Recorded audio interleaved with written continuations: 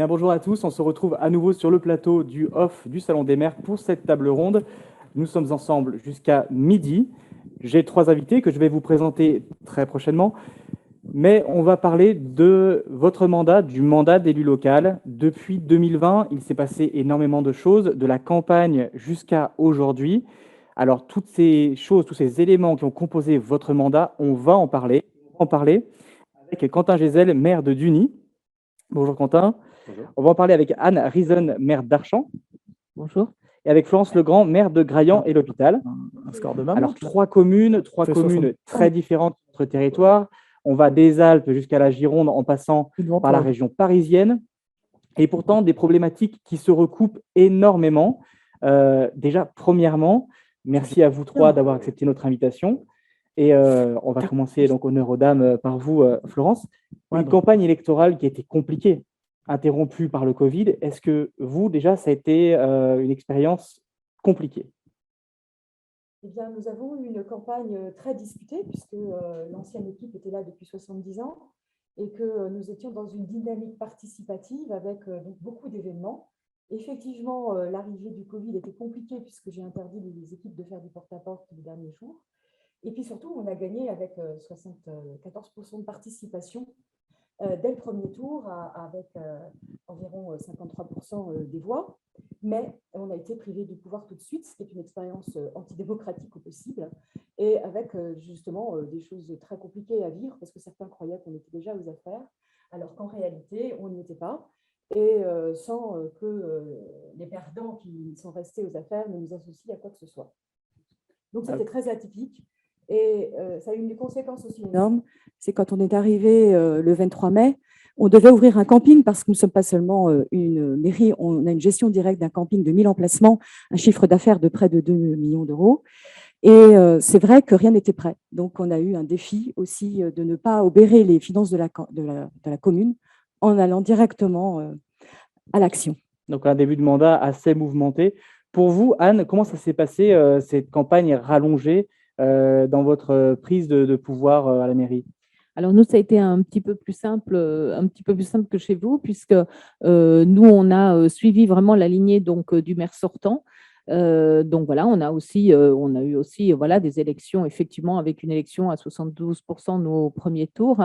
Et c'est vrai que pendant cette période, j'allais dire de passation de pouvoir, si on peut dire ça, on a gardé le contact donc au sein de l'équipe en faisant toutes les semaines, on était en visioconférence tous ensemble. Donc, c'est vrai que ça nous a permis effectivement de garder le lien. Mais effectivement, comme vous le disiez, c'est vrai que c'était compliqué parce que les habitants ne comprenaient pas qu'effectivement, il y avait cette transition. Donc, voilà, qu'il fallait effectivement attendre le mois de juin. Donc voilà, moi j'en ai profité personnellement puisque c'est mon premier mandat pour suivre des formations donc avec l'association des maires, donc de pouvoir prendre le temps de le faire. Mais effectivement, oui, c'est vrai que ça a été un début de campagne où on a été privé de tout. Alors pour vous, Quentin, également, la campagne a été assez longue, assez agitée. Comment ça s'est passé, cet entre-deux tours étiré? Alors, c'est vrai que nous, on a eu une particularité déjà au premier tour, c'est-à-dire que c'était la première fois depuis plusieurs décennies que nous avions plus que 2 candidats aux élections municipales, puisqu'on était 5 sur la ligne de départ. Et à chaque fois, c'était des duels depuis 1989. Et la particularité que l'on a eue, c'est qu'après 30 ans de mandat de mon prédécesseur, je pense qu'il y a eu une sensation de possibilité de changement dans la ville. Et malgré la situation liée au Covid-19 et les taux d'abstention qu'on a vus un peu partout en France, et ben à Duny, on était au-dessus de la moyenne nationale. Ce qui était déjà une surprise monumentale parce que habituellement, Duny est l'une des villes qui participe le moins en Seine-Saint-Denis. Et là, il y a eu un appel d'air d'électeurs contre le courant qu'on a connu un peu partout dans la France entière. Et même au second tour, on a eu un phénomène encore plus fort, puisqu'en fait, à l'issue du premier tour, les 4 premiers candidats, je suis arrivé en tête avec 39 voix d'avance sur le 4e. Donc tout le monde était dans un mouchoir de poche pour une ville de 10 700 habitants. Tout le monde s'est maintenu. Et donc l'appel d'air d'électeurs s'est renforcé pour le second tour, alors qu'en France, c'était totalement le contraire. C'est-à-dire qu'au deuxième tour, on avait presque 60% de participation. Et je pense que Voilà, ça a été quelque chose d'un peu particulier parce que forcément, on voyait ce qui se passait partout et nous, on avait un effet totalement différent. On avait un effet totalement contraire et malgré cela, eh ben, le jour du vote ou même pendant l'ensemble de l'entretour, on se disait mais qu'est-ce qui va bien se passer? C'est-à-dire que tout le monde essayait de solliciter ses soutiens, ses connaissances, etc. Et avec 38 voix d'écart entre le premier et le quatrième, personne n'était capable de dire le vendredi soir avant le deuxième tour, de prédire ce qui allait se passer le dimanche soir à 20h et ce qui allait sortir à l'issue du dépouillement. Et même au moment du dépouillement, on a eu des montées, des chutes d'émotions en l'espace de 5 minutes dans tous les sens. Et voilà, c'était un peu particulier. Merci à vous déjà pour ces témoignages de campagne. Cette campagne compliquée est tirée de tours extrêmement étendus. Ça a forcément une influence sur votre prise de poste, votre début de mandat. Et on le sait, les maires essayent de marquer un petit peu ce début de mandat pour marquer de leur empreinte les 6 années qui vont venir. Pour vous, Florence, c'était une première, car vous n'aviez jamais été élue avant. Alors, cette prise de poste, comment ça s'est passé? Comme je le disais, nous étions impatients de venir faire nos projets et surtout s'occuper de ce village qu'on a trouvé dans un état de léthargie avec des méthodes très différentes de celles que nous voulions mettre en œuvre. Donc, c'est rajouter la complexité quand même du Covid avec toutes les contraintes qui faisaient que les règles ont changé depuis 18 mois, d'abord tous les mois, puis toutes les semaines. Et en fait, dès le démarrage, malgré tous les obstacles qu'on a pu avoir sur notre route, on s'est dit qu'il y avait 2 priorités par rapport à la question du Covid. C'était d'assurer la sécurité sanitaire. Donc, par exemple, le camping, on l'a limité à 75% du nombre d'emplacements. On a organisé un marché nocturne qu'on a tout de suite annulé au vu des indicateurs. Et parallèlement, tout de suite, on a recréé le CCAS qui avait été fermé par nos prédécesseurs pour être sûr de renforcer une politique sociale à un moment où on savait qu'au-delà de la question sanitaire, il y aurait des conséquences sociales pour les gens, des conséquences psychologiques. On ne s'attendait pas évidemment à avoir 18 mois de crise puisqu'on n'en est pas sorti et que la priorité est de tisser le lien social.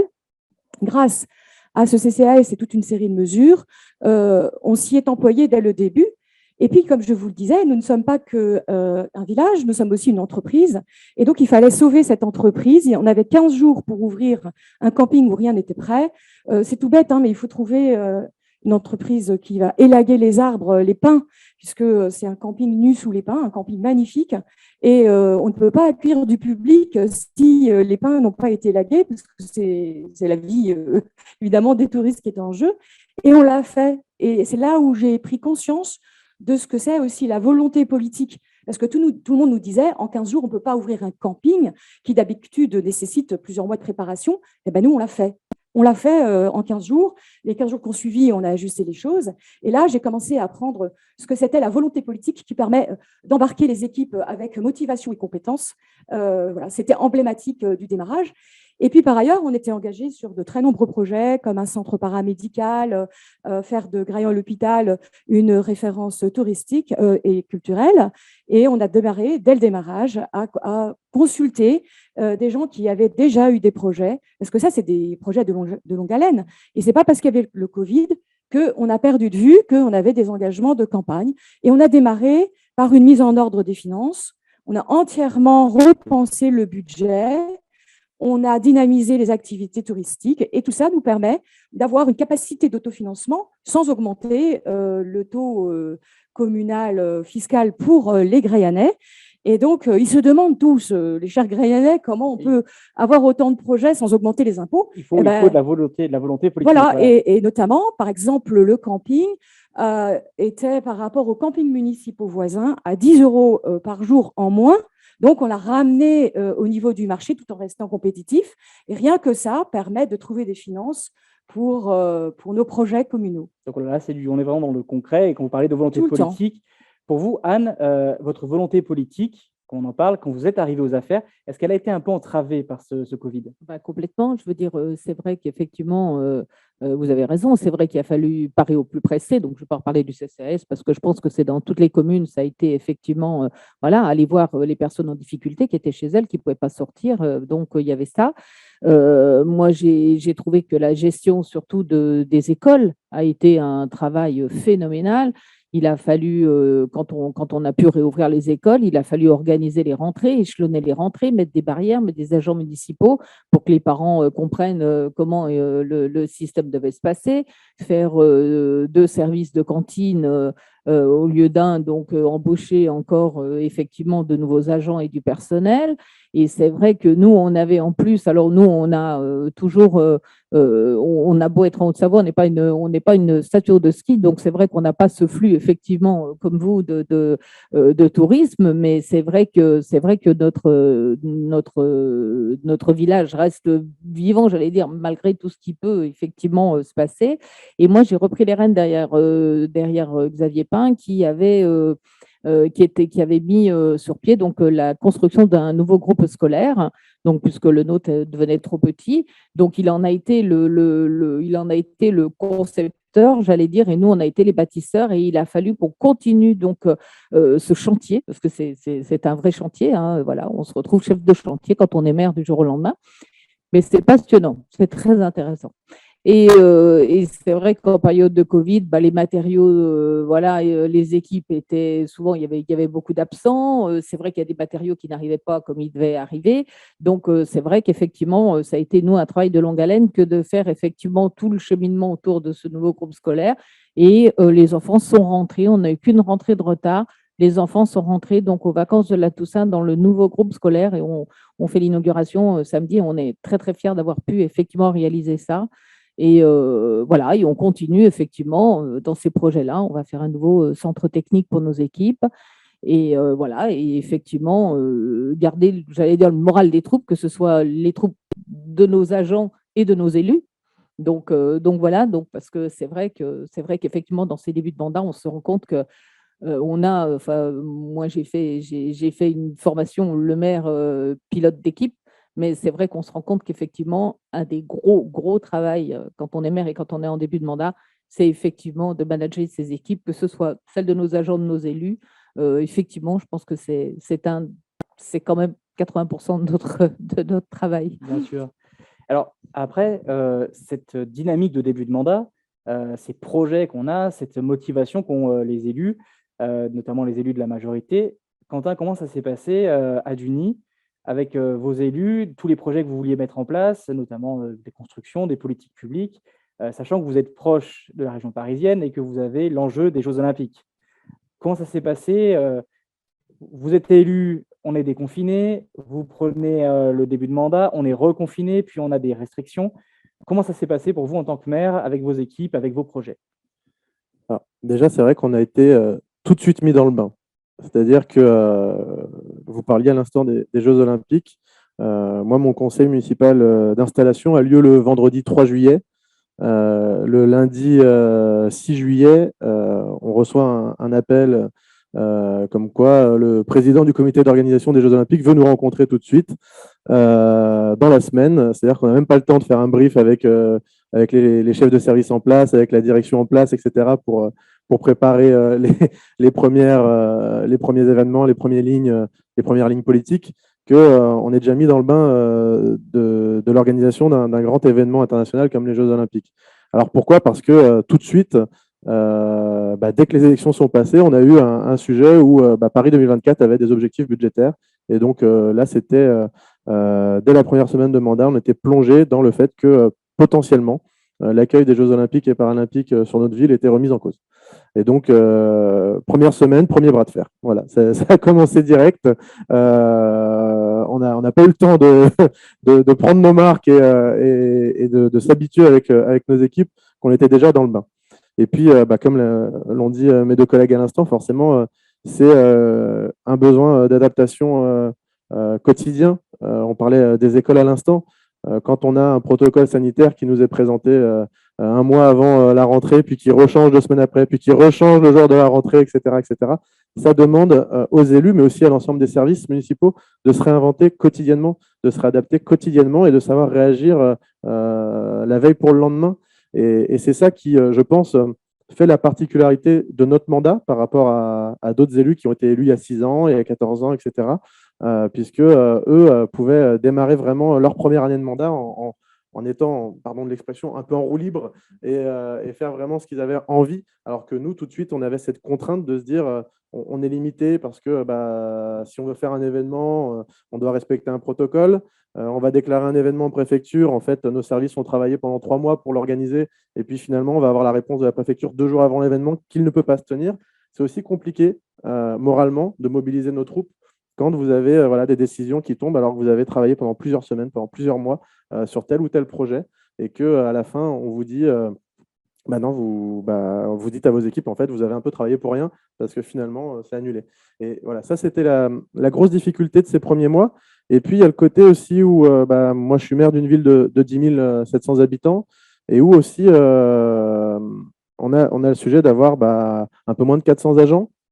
Et dans la gestion des 400 agents, forcément, il y a aussi une réorganisation interne des services, un changement de directeur général des services, des changements de certains cadres. C'est-à-dire que dans les 6 premiers mois, moi, j'ai eu les 3/4 de mes cadres qui sont partis et à se retrouver parfois sur certaines soirées à devoir faire des missions normalement le maire ne gère pas directement, c'est-à-dire de la partie ressources humaines, de la partie direction générale des services, de la partie même gestion des petites tâches du quotidien, mais qui sont ô combien importantes pour les habitants. Et voilà, ça, c'était la difficulté dans ces 6 premiers mois de mandat, c'était d'arriver à gérer tout ça. Et d'autant plus qu'habituellement, au lendemain des élections, on a ce qu'on appelle un peu le mercato, c'est-à-dire qu'il est assez facile, en général, de recruter. Et cette année, ça n'a pas été le cas. C'est-à-dire qu'on avait des départs, on lançait les recrutements, et sur certains postes, on n'arrive pas à recruter. Moi, je le vois, ça fait un peu plus d'1 an que je suis à la recherche d'un responsable marché public, par exemple. On ne trouve plus. Il y a eu ce phénomène, là, cette année, qui était très particulier, où le mercato est arrivé très tardivement, et où sur certains postes, on n'arrive pas forcément à recruter. Alors, merci pour ces retours d'expérience qui sont extrêmement intéressants et qui pourront servir, je pense, à beaucoup d'élus sur notre territoire. Vous parliez des surprises, des choses totalement inattendues qui sont arrivées sur le début de mandat, mais également des difficultés. Alors, ces difficultés, d'autres les rencontrent sur le territoire, qu'ils soient maires, adjoints, conseillers municipaux ou sur d'autres mandats. Mais chez Lidon, c'est vrai qu'on s'occupe aussi beaucoup des maires. Et nous voulions vous demander, au niveau des difficultés, est-ce que vous avez pu vous sentir par moments un peu désemparé, un peu démuni face à cette fonction que vous connaissiez finalement de façon uniquement théorique?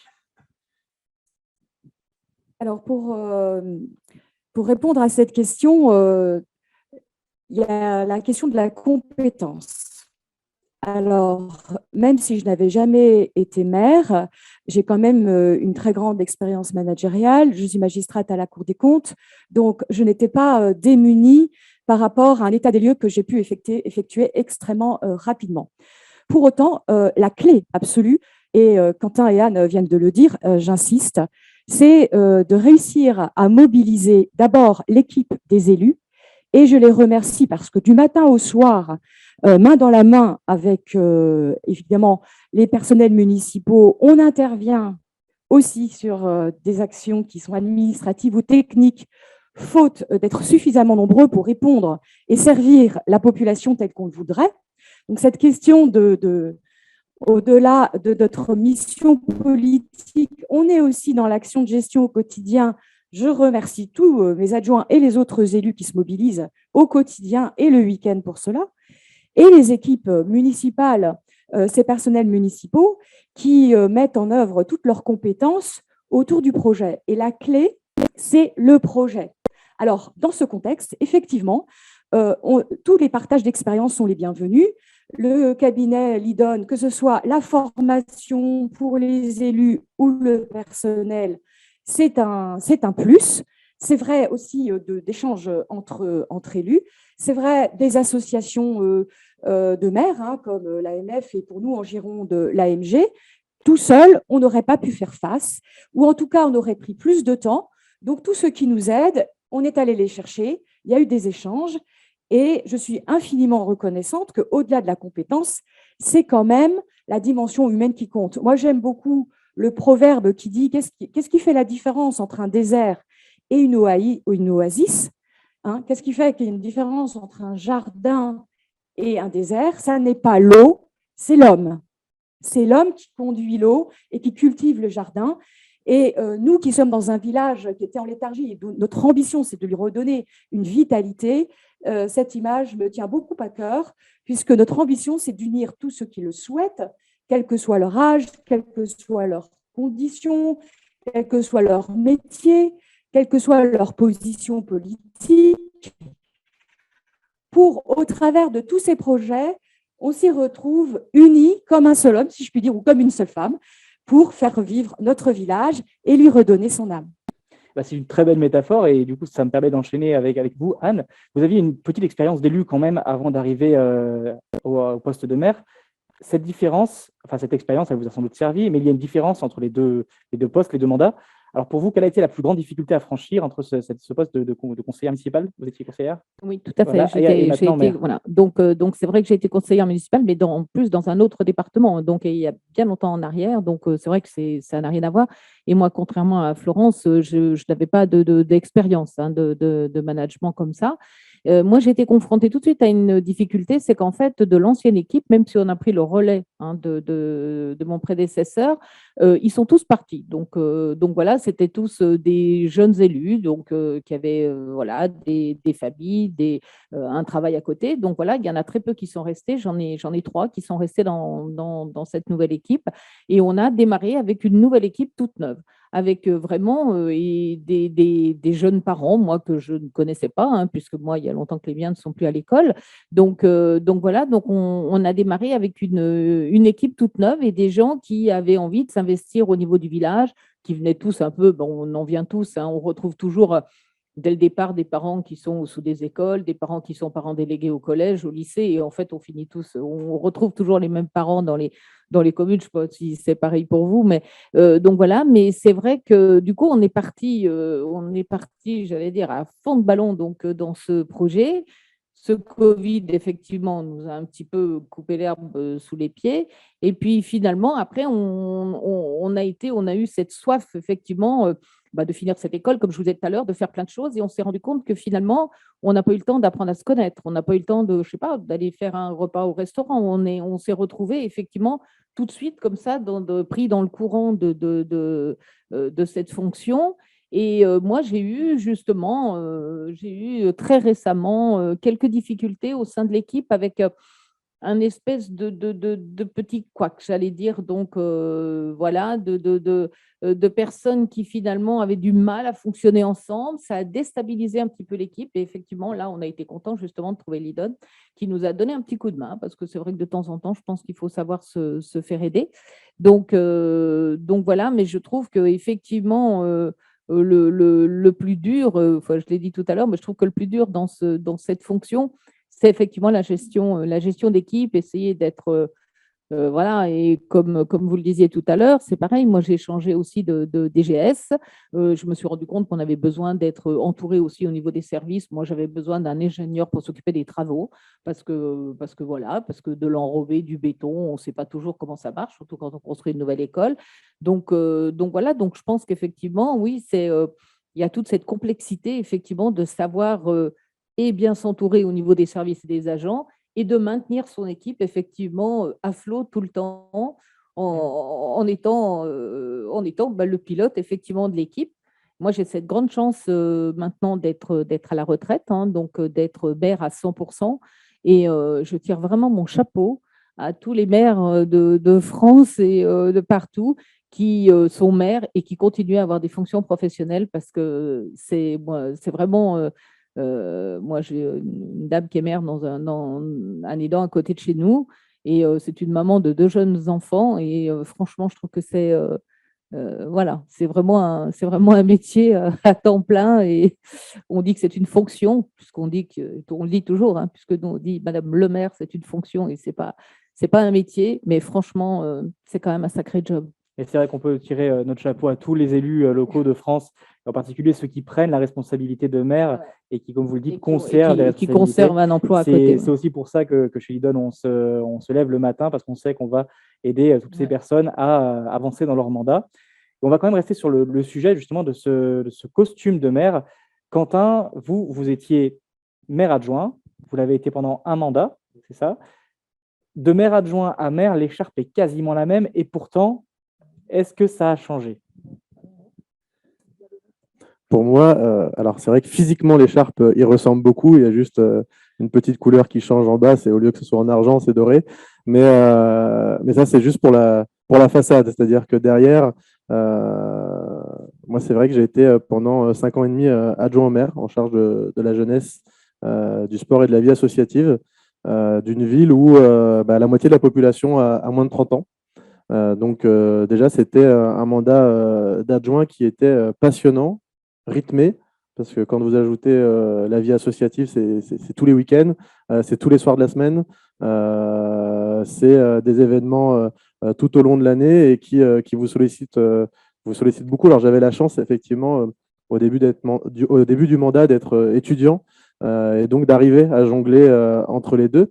Et puis, forcément, après les diplômes, j'ai commencé à travailler. Ça a été un petit peu plus compliqué en termes d'emploi du temps.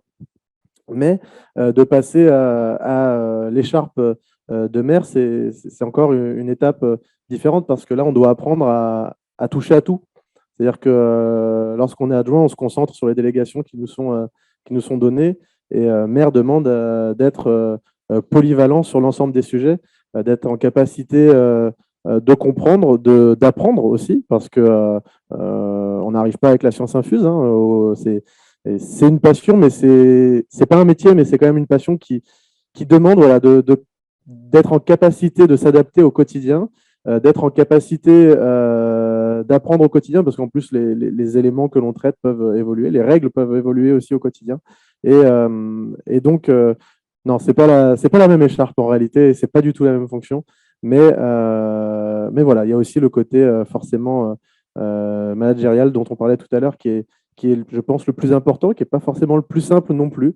Parce que quand on est face à un conseil municipal de 33 élus, qu'on est derrière avec des agents municipaux, un peu moins de 400 agents pour ma part, et ben, faut arriver à avoir une cohésion avec tout ça pour que, c'est ce que je dis souvent, en fait, toutes ces personnes représentent des écrous, des engrenages, et s'il y en a un qui est mal réglé, c'est l'ensemble de l'engrenage qui ne fonctionne pas.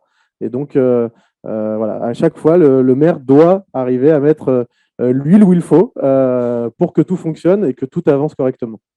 Donc, comme vous le voyez, chez Lidon et sur notre plateau, on aime beaucoup les métaphores pour illustrer la fonction politique, la fonction de maire.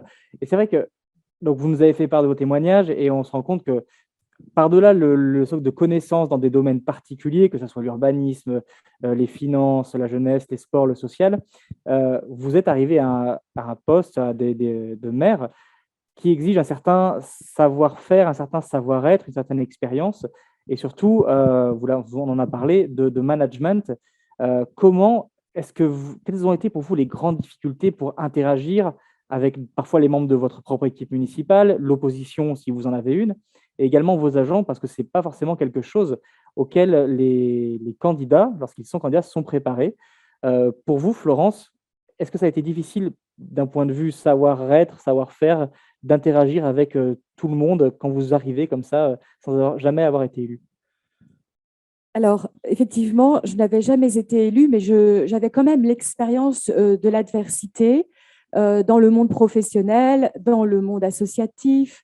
J'avais fait une campagne pour les législatives donc, où j'ai connu des situations d'adversité et j'étais préparée par ça, en ce sens que, quoi qu'il arrive, je savais qu'il fallait garder le cap. Alors, évidemment, on est des êtres humains. Donc, on peut avoir des émotions vives quand on voit que les choses ne se passent pas comme prévu. Il y a la dimension humaine, mais aussi la dimension technique, c'est-à-dire qu'on est dans un environnement très, très large, avec une intercommunalité, un partage des compétences, avec des services de l'État. Chez nous, on a une grosse problématique, c'est qu'on a un PLU qui est vieux de 2004, donc il n'est plus du tout conforme à la réglementation et tout particulièrement celle de la loi du littoral. Donc, je me suis retrouvée avec le défilé des Graillanais qui pleuraient parce que leur permis de construire était déféré. Et donc, il y avait une multiplicité d'adversités, et notamment quand il y a des changements, on sait, de par mon expérience professionnelle, que dès qu'on change, il y a des résistances. Donc, la clé dans ces circonstances, c'est d'abord de beaucoup prendre de recul, de jamais faire une affaire personnelle de ce qui se passe. Et quand je dis ça, ça peut être compliqué. C'est de prendre le temps de réagir à froid, d'avoir une stratégie à long terme. En l'occurrence, c'est le cas. Aujourd'hui, malgré tout ce qui s'est passé, c'est-à-dire on a quand même une population extrêmement éprouvée par la crise. On a des difficultés. Les prestataires, au lieu de nous fournir des éléments dont on a besoin pour certains projets, au lieu de les apporter en 5 mois, il en faut 10. Et donc, on se retrouve tout le temps avec des obstacles et des obstacles. Alors, j'ai envie de dire, c'est à ça qu'on sert. Nous, les maires, les adjoints autour de nous et les employés municipaux, on est là pour servir la population, quels que soient les obstacles. Donc, c'est garder le cap, et je dois reconnaître que depuis 18 mois, on doit développer de la force, de la constance, de la persévérance, beaucoup de courage, et on découvre qu'être maire, c'est être un marathonien, et encore plus en ces circonstances, puisqu'on ne doit pas se laisser démonter par ce qui se passe au quotidien, que ce soit des événements nationaux, internationaux comme le Covid, ou que ce soit des chicayas de village, que l'on soit de l'un ou de l'autre, on doit rester, je veux dire, stable dans la tempête, avancer et dire qu'on est là pour être au service des Graillanais, pour ce qui me concerne, ou des touristes aussi quand ils viennent, bien sûr, puisqu'il y a la dimension touristique. Et au-delà de ça, c'est vrai, quand on dit que les maires sont la colonne vertébrale de la démocratie, eh bien, oui, on s'y emploie en essayant de mettre de la participation, en travaillant en lien avec tout ce qui est intercommunalité. Nous, à Graillon-l'Hôpital, on a tout de suite, malgré toutes les difficultés, on s'est porté candidat avec le parc naturel régional et une association environnementale qui cherchait des maires volontaires pour faire des cahiers du paysage. Alors, l'idée, c'est de distinguer ce qui est tout à fait remarquable dans notre patrimoine naturel et le mettre en valeur. Et effectivement, donc, travailler en lien avec les institutions, avec force, courage et persévérance. Et à Graillon-l'Hôpital, on en a. Et j'en profite pour dire que j'admire tous les maires de France et d'ailleurs. Merci beaucoup, merci en tout cas pour ce témoignage. Pour vous, Anne, vous aviez une petite expérience d'élu avant, quand même. Maintenant que vous êtes la chef, j'ai une question plus difficile. Est-ce que être chef, ça s'apprend? Bien sûr, moi c'est effectivement, moi j'apprends tous les jours. Je crois que j'ai jamais autant appris en 1 an et demi de toute ma vie. Et c'est vrai qu'effectivement dans cette fonction, on fait tous les métiers, quoi. On est à la fois psychologue avec nos habitants. J'aime beaucoup ce mot de chicaya. Et voilà, on est à la fois effectivement assistante sociale, psychologue, on est chef de travaux, on est voilà, diplomate, ça beaucoup, enfin voilà.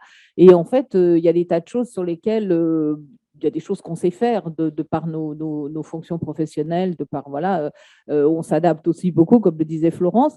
Mais moi, j'ai beaucoup appris, et c'est vrai que voilà. Puis en plus, on apprend moins facilement à 60 ans qu'à 20, donc non. Ah bon, non. Alors me dit Florence, c'est gentil, mais mais c'est vrai qu'effectivement, voilà, je veux dire, sur les finances, il y a plein de choses, effectivement, qu'on est obligé d'apprendre sur tous les termes qui entourent l'urbanisme. Bon, alors le PLU, ça va, mais il y a des tas d'autres termes, effectivement, des fois avec lesquels on n'est pas familiarisé. Et donc, je pense qu'effectivement, j'en reviens sur le fait qu'il ne faut pas hésiter à demander de l'aide. Ça peut être des formations, effectivement, avec l'association des maires, avec, effectivement, l'IDON, hein, parce que, voilà, moi, on vient de faire une formation ensemble et ça nous a beaucoup apporté. Nous, on a la chance aussi d'avoir, sur les 17 communes envoisinantes, on a une communauté de communes qui fonctionne très, très bien. Et c'est vrai qu'on est très liés entre nous. Donc, on s'aide beaucoup de commune à commune, voilà, et on se rend de grands services de maire à maire. Et je trouve que, voilà, mais c'est vrai que tout n'est pas inné. Je veux dire, c'est vrai qu'il y a on a quand même, on le dit souvent, mais on a quand même de grands moments de solitude dans notre bureau, même si on est très bien entouré, que nos équipes sont derrière nous. On a quand même effectivement la couleur de notre pompon qui fait que des charmes qui fait que qu'on a quand même voilà, on a quand même des moments compliqués. Mais je pense qu'effectivement, on est obligé d'apprendre beaucoup et il faut apprendre. C'est vrai que c'est pas facile et voilà, moi je ne sais pas, ça fait 1 an et demi qu'on est élu et je dirais que ça fait 6 mois que je suis vraiment très à l'aise dans mon poste. Mais la première année, bon, avec aussi toutes les difficultés qu'on a eues, on n'a pas eu un début de mandat facile, mais je pense qu'il faut quand même un bon moment d'adaptation pour se sentir vraiment, voilà, courageux pour prendre des décisions, enfin, bien aux manettes de la ville, quoi. Alors, Quentin, pour vous, 400 agents, un peu moins de 400 agents, vous avez dit, 5 candidats, si je me souviens bien, sur la ligne de départ, ça fait une opposition un peu musclée au conseil, peut-être. Donc, vous avez votre majorité à manager, le rapport avec l'ensemble des élus et tous vos agents. Anne le disait, la solitude du chef dans son bureau, est-ce qu'on la ressent? Alors, c'est vrai que moi, c'est un peu particulier parce que j'ai 3 groupes d'opposition. Les 3 groupes additionnés représentent plus d'un tiers du conseil municipal. Donc, ça a quand même son petit pesant. Et quand ils se mettent tous d'accord sur un sujet, ça peut faire des débats un peu longs au conseil municipal. Et puis, en plus, souvent, il y a cette particularité de quand un groupe intervient, les 2 autres veulent intervenir aussi. Puis, du coup, on répond, puis ils veulent réintervenir. Donc, sur certaines délibérations, on peut en avoir pour un petit moment. La solitude, du coup, elle se ressent aussi pas que dans le bureau. Voilà, des fois, on est là. Puis des fois, c'est même plus particulier ça, c'est que autant ils peuvent se mettre d'accord sur certaines délibérations, autant ils peuvent aussi, pardon de l'expression, se clasher en pleine séance. Donc, on est un peu là en train de compter les points entre nos groupes d'opposition et attendre. Et là, le moment peut être un peu long quand on est à la tribune en train de présider la séance. Non, après, moi, je ne ressens pas de moment de solitude parce que depuis le début, je pense que quel que soit le sujet, je m'appuie toujours sur mes adjoints parce que c'est important aussi de leur faire confiance, de les responsabiliser dans leurs délégations qui leur sont propres. Moi, voilà, c'est vrai que c'est quelque chose que je leur dis souvent, c'est que s'ils sont dans mon équipe, c'est que je leur fais confiance depuis le début. Et je tiens à les remercier d'ailleurs de leur investissement. Parce que je sais que ce n'est pas toujours simple. On parlait tout à l'heure d'être maire avec une vie de famille ou ce genre de choses. C'est pareil pour les adjoints, c'est pareil pour les conseillers municipaux. Ce n'est pas toujours simple de donner de son temps, parfois plus qu'on ne l'aurait pensé au moment de la campagne. Et puis voilà, moi je m'appuie énormément sur eux, sur l'ensemble des élus, sur l'ensemble des responsables des services aussi, puisque c'est comme ça qu'on arrive à faire avancer les choses, hein, c'est en travaillant tous ensemble. Donc voilà. Après, c'est vrai qu'il peut arriver quelques moments où dans notre bureau, je sais pas, on se répète la journée qu'on vient de passer, on se répète un événement de la semaine d'avant, et puis on se dit, tiens, pourquoi j'ai fait ça ou pourquoi j'ai dit ça? J'aurais dû le faire comme ci, j'aurais pu le faire comme ça. Et puis je pense qu'il ne faut pas se prendre la tête, il faut continuer d'avancer et au contraire ne jamais regarder derrière, parce qu'il y a tellement de choses à faire, il y a tellement de choses que l'on peut faire, découvrir aussi qu'il ne faut pas rester enfermé dans son bureau, ça c'est clair et net. Bien au contraire, s'il y a un moment de solitude, comme on pourrait dire, je pense que c'est le moment où on doit justement aller dehors et être au contact des habitants. Et vous en faites pas que derrière, ça repart tout de suite très rapidement. Donc, merci en tout cas à vous trois pour ces témoignages. Il nous reste quelques minutes et durant ces quelques minutes, on a beaucoup parlé des difficultés, de l'adversité à laquelle vous avez dû faire face et du quotidien. Maintenant, pour terminer sur une bonne note, en une phrase, en quelques mots, Après 1 an et demi de mandat, quel est votre espoir pour votre mandat, pour les 5 années qui vous restent à diriger votre commune? Et on commence bien sûr par vous, Florence. Alors, moi, ce qui me vient à l'esprit, c'est une anecdote toute simple. C'est et qui fait justement jouer le collectif dont on parlait. Il y a tout à la fois des moments où on a besoin d'être seul pour réfléchir et on peut être particulièrement attaché à un projet particulier. Et en ce qui me concerne, nous avons sur la plage du Gurp, qui est notre plage, une esplanade qui permet de voir le phare de Cordouan qui vient d'être donc classé au patrimoine de l'UNESCO. Et nos prédécesseurs y avaient installé le poste de secours, un Algeco. Et je tenais tout particulièrement à ce que cette esplanade soit rendue au public. Mais il y avait un problème de sécurité avec le poste de secours et les CRS et les MNS. Et donc, mes adjoints ont négocié avec les CRS le recul du poste de secours, son embellissement. Et en échange, on leur a fait ce qu'ils voulaient, une chaise haute. Et cette chaise haute est en fait devenue un magnifique belvédère en bois qui est devenu la nouvelle identité visuelle de notre village. Et donc, derrière une volonté politique, comme un cercle vertueux, de nouvelles idées sont arrivées, avec ce magnifique belvédère en écho au phare de Cordouan. Et ce que je trouve symbolique, c'est que si on a voulu réfléchir à un symbole, une identité visuelle de notre village, on n'aurait pas trouvé cette magnifique idée. Surtout qu'en plus, c'est un entrepreneur du village qui l'a construite, que c'est le bois avec toute la dimension de beauté et d'environnement. Et pour moi, chaque fois que je pense à ça, ça me met en joie, parce que derrière une idée profonde, qui est de respecter l'environnement, d'accueillir, de se sentir bien, parce que tous les villageois, ils vont dans cet endroit face à la mer, l'idée, c'est que derrière, toute l'équipe s'y est mise, et le résultat final, c'est le résultat du travail de toute l'équipe et du désir des Graillanais. Donc, restons soudés et soyons à l'écoute au service des gens du village et de ceux qui nous rendent visite. Alors, un très bel exemple de réussite. Et pour vous, Anne, une belle réussite, quelque chose qui vous remplit de joie au quotidien dans votre fonction de maire? Oui, alors moi, je voulais dire déjà que malgré tout ce qu'on a évoqué comme difficulté, moi, je voudrais quand même dire que cette fonction de maire, c'est vraiment passionnant. Enfin, moi, je suis passionnée par tout ce que je fais au quotidien. Et c'est pareil, hein, moi, j'ai une équipe d'élus et d'adjoints et de conseillers municipaux qui s'investissent énormément. Et c'est vrai que ça fait toujours chaud au cœur de voir qu'effectivement, tout le monde a envie de faire les choses. Moi, je reviendrai un peu sur on a plein de projets, mais je reviendrai quand même de nouveau sur cette rentrée des classes à la Toussaint. Et en fait, j'avais pris un peu le risque, moi, de casser une vieille grange qui faisait partie du village pour faire un passage pour aller à l'école, parce que cette école, j'y tenais, c'est une voiture où on va sans voiture. Donc, il y a 3 grands parkings, du coup, qui permettent effectivement d'aller vers cette école à pied. Et ce passage chaponnier qui a été ouvert a fait qu'on s'est demandé un petit peu comment allait passer cette rentrée. On s'est dit, les parents vont peut-être essayer quand même de venir en voiture, de forcer un peu. Et pas du tout. Tout le monde a été super discipliné et on a vu arriver tous ces enfants par ces 3 chemins.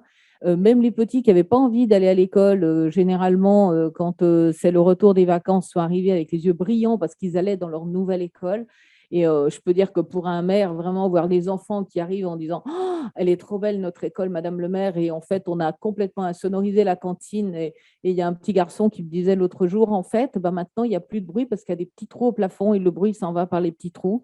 Et je veux dire, des choses comme ça, c'est quand même fantastique et ça sera certainement une des plus belles réussites du mandat. Mais franchement, c'est vraiment, voilà, l'école, c'est l'avenir, c'est les enfants, c'est le cœur du village. Donc, c'est vrai que c'est vraiment cette image-là. Ouais. Alors, Quentin, on termine par vous. Ces petits moments qui vous donnent raison de vous lever le matin pour exercer cette fonction de maire, qu'est-ce qui vous fait lever le matin à Duny? Moi, déjà, je pense qu'il y a 2 verbes qui peuvent définir la fonction de maire, c'est faire et aimer. Parce que, comme vous le dites, le matin, on se lève avec l'envie de faire et aussi cette envie d'aimer ce qu'on fait. C'est-à-dire que, un exemple que je reprends très régulièrement parce que ça m'est arrivé au début du mandat, vous allez me dire que c'est rien dans la vie d'une ville, d'autant plus d'une ville de 10 700 habitants, mais Moi, j'avais une personne âgée qui était tombée un jour en sortant de chez elle parce qu'il y avait un petit trou dans le trottoir. Voilà. Il y a un petit nid de poule qui s'était fait. Et donc, elle m'interpelle. Je la croise quelques jours plus tard. Je vois qu'elle a un bleu sur le visage. Et je lui demande comment ça va, qu'est-ce qui s'est passé. Donc, elle m'explique. Et donc, aussitôt, je demande au service technique d'intervenir pour faire boucher le trou. Et ça peut paraître dérisoire parmi tous les grands projets qu'on peut réaliser. Mais cette dame, un an après, elle continue de me dire merci d'avoir bouché le trou devant chez moi. Parce que ça faisait plusieurs mois que j'avais ce problème-là. Et ça fait plusieurs mois que j'avais peur un jour de tomber et ça m'est arrivé. Et encore aujourd'hui, elle me remercie. Et ben c'est des petits détails du quotidien qui s'additionnent. Des petites choses comme ça, quand on arrive à régler des petits problèmes de certains habitants, et ben ça nous donne encore plus de motivation pour la suite. Et puis après, comme le disaient mes deux collègues à l'instant, il y a forcément les grands projets. Moi, je sais que voilà, on parlait des enfants à l'instant. Moi, je le dis souvent, on a en ville de 10 000 habitants, on a quand même 1600 enfants scolarisés en école maternelle et élémentaire. C'est une grosse part, ça veut dire 8 écoles en tout. Et on a décidé de rattraper un grand retard sur les investissements et de moderniser nos écoles. C'est-à-dire qu'on a triplé le budget investissement, on est passé de 300 000 euros par an à 1 million d'euros par an pour nos écoles. Alors c'est vrai que c'est des grosses sommes, hein, mais comme le disait à l'instant Anne, je fais une rentrée des classes, j'ai tous les enfants qui découvrent une nouvelle cour totalement rénovée. Et là, on voit plein de regards pétillants. En plus, ils sont heureux de voir le maire dans la cour de l'école. Voilà, c'est des petites choses où on se dit, voilà, on a donné le sourire à des habitants, quelle que soit leur génération, quel que soit leur âge, quel que soit leur quartier. Et tout ça qui s'additionne, forcément, ça nous donne qu'une envie, c'est de continuer de faire et d'aimer et d'aller encore plus loin et de se dire à la fin de notre mandat, de dresser un bilan et de se dire voilà tout ce qu'on a réalisé et qu'à la fin on puisse être fier tout simplement de ce qui a été réalisé pendant les 6 années de notre mandat. Écoutez, je suis vraiment ravi qu'on termine cette table ronde par ces très, très belles notes d'optimisme. Merci à vous trois pour vos témoignages. On a un tout petit peu dépassé le temps. Et je vais vous laisser maintenant avec Hamid qui va interroger Candice Bretel, spécialiste du management d'équipe. Et puis, on se retrouvera donc du coup toute la journée et également demain pour ce off du Salon des Maires avec d'autres tables rondes, d'autres petites formations et d'autres ateliers. Merci à vous trois. On vous souhaite Merci merci beaucoup. On vous souhaite un très bon off du Salon des Maires et on vous dit à très bientôt.